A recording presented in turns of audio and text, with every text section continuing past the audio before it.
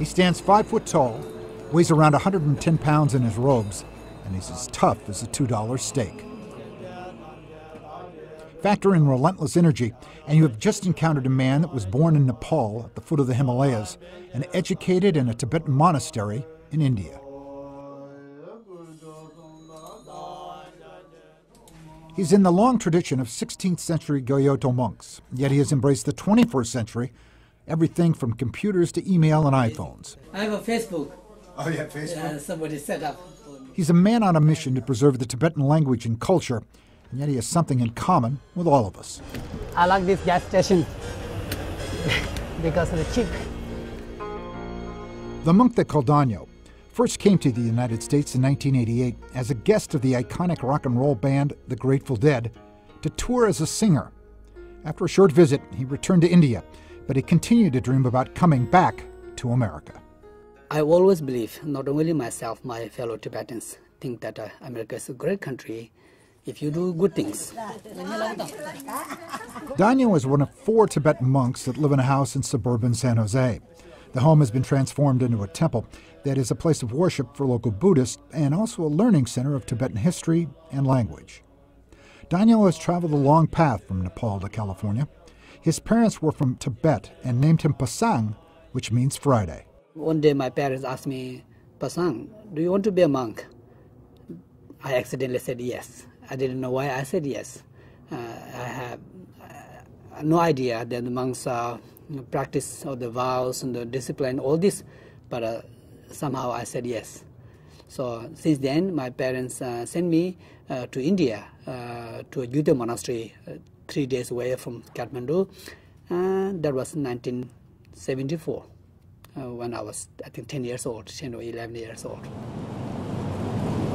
In this country, he doubles as everything from bus driver to CEO, and he's the driving force behind ensuring that a number of Bay Area Buddhists have a place to worship. I only run the management, and the monks, they take care of the spirituals, socials, prayer service, and teachings, that sort of things. We have a program here as well as outside. Here we have teachings every night, not necessarily every night, Sunday nights and weekends, and also prayers, teachings, and also we go out, like house to house, hospitals, the chapels, when people die, people sick, those sort of services we offer. Then again, sometimes I go to schools, universities, local universities, high school. If any the students have any questions about religious or spiritual, I go to talk to them, and whatever I need to explain, I explain to them. The life of a monk is something that Donyo has embraced since he first took his vows as a young man in the Tibetan monastery in northern India. We don't get paid. Whatever we do for the monastery, of course, we share in the monastery. It's physically difficult, but it's a life, very simple life.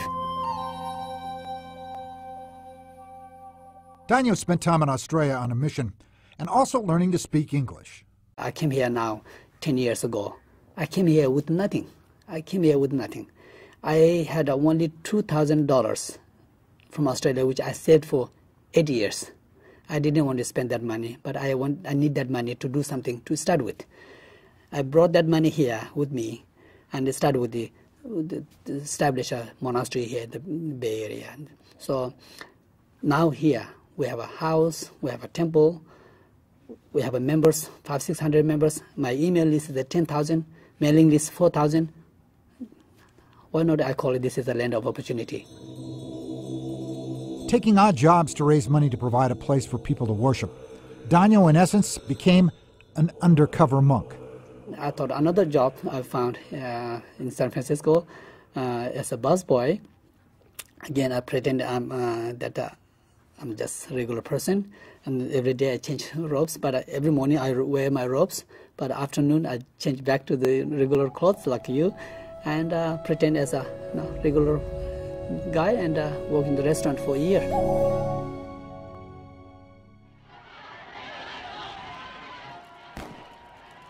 History overtook the ancient nation of Tibet in 1950, when the Chinese communists destroyed Tibetan monasteries and killed a number of monks. There was a revolt in 1959 that was violently put down by the Chinese Communist government. Unrest and violence continues to plague Tibet, and protesters are still met with harsh treatment by the Chinese People's Army. As a result, many Tibetans have fled to northern India, and eventually, some have ended up living in the United States. Donyo's ultimate goal has always been to build a learning center in Northern California, not only for Buddhists, but to promote education and compassion among people of all faiths. To that end, he received the support of the Tibetan government in exile and its spiritual and political leader, the Dalai Lama. This center will be learning center, and also not only just Buddhism, but a center where more dialogue often Buddhism and other traditions. The man that the Dalai Lama affectionately refers to as the little monk believes that dreams can come true in this country, and Donyo has a habit of getting things done.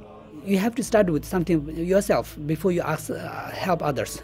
Ask others.